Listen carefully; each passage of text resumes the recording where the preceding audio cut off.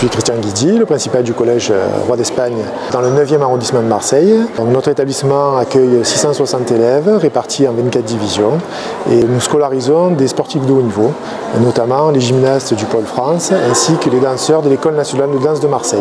L'événement qui aura lieu cette semaine, et le point de départ c'est aujourd'hui, c'est la semaine olympique et paralympique qui a été organisée par les enseignants d'EPS du collège. Donc cette semaine veut être un événement porteur pour la préparation des JO de 2024 qui seront en France. Et ça se place entre la journée du port scolaire qui a lieu au mois de septembre ainsi que la journée olympique qui aura lieu au mois de juin.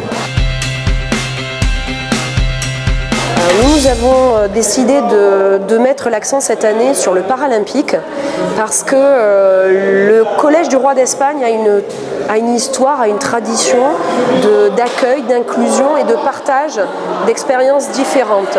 Alors plutôt au niveau culturel, c'est vrai, parce que nous avons de très nombreuses nationalités parmi nos élèves et des parcours de vie très différents. Mais il nous a semblé intéressant dans le cadre de cette semaine de justement mettre la lumière sur une autre différence, les personnes en situation de handicap. Je m'appelle Manon, j'ai 27 ans. Ça va faire 5 ans cette année que j'ai eu mon accident. Un accident de la route où je n'avais pas demandé grand chose à la vie et ça se passe comme ça. Nous avons eu la chance de démarrer cette semaine olympique par une conférence sur le haut niveau handisport ce matin. Notre invitée était Manon Geneste, donc une déjà grande championne de handisport. Alors nous avons présenté un petit peu ce qu'était la semaine olympique et paralympique à nos élèves qui ne connaissent pas forcément l'événement dans sa globalité. Ensuite nous avons montré un petit peu ce qu'était le handisport. Et puis ensuite l'intervention de Manon alors nous avons commencé par voir une petite vidéo où elle retrace déjà un petit peu son parcours et puis son parcours de vie et puis son parcours de sportive.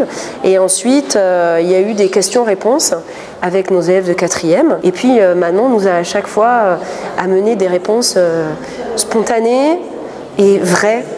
Voilà, je pense que si on doit caractériser son intervention de ce matin, c'est ça. Elle nous a amené son humanité et sa vérité. Et je pense qu'il y a eu des moments d'émotion palpables. Lors des questions-réponses avec les élèves ce matin, j'ai trouvé leurs questions vraiment très très pertinentes. Alors c'est vrai qu'il y en avait qui avaient été travaillées, mais au fur et à mesure, ils ont été de plus en plus spontanés.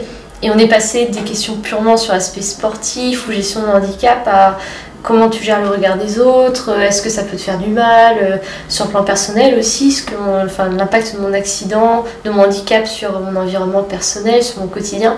Et j'ai trouvé que c'était vraiment très intéressant parce que c'est là aussi le sujet de fond. C'est que cette semaine olympique et paralympique, elle parle du handisport, mais au final, ce handicap, nous, on l'a au quotidien. Le fait de rencontrer une athlète connue, ça m'a beaucoup plu, parce que vu comme je fais partie de la section athlétisme et que c'est un sport que j'aime vraiment beaucoup et que j'apprécie, ça m'a motivée pour continuer l'athlétisme.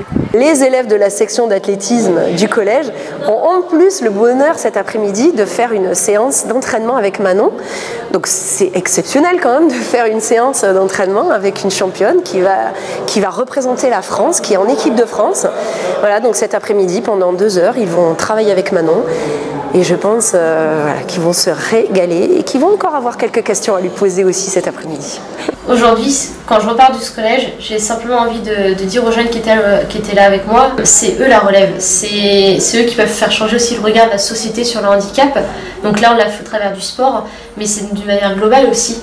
Donc vraiment, ce sont eux qui demain seront acteurs de ce changement du regard.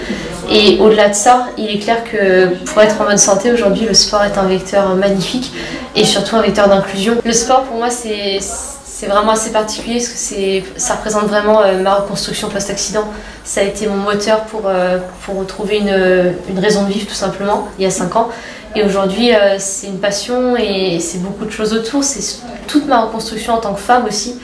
Et c'est pour ça que je vis ma passion à 300%, mais je la vis de manière, on va dire, très simple et totalement facile parce que c'est ma raison de me lever le matin, tout simplement.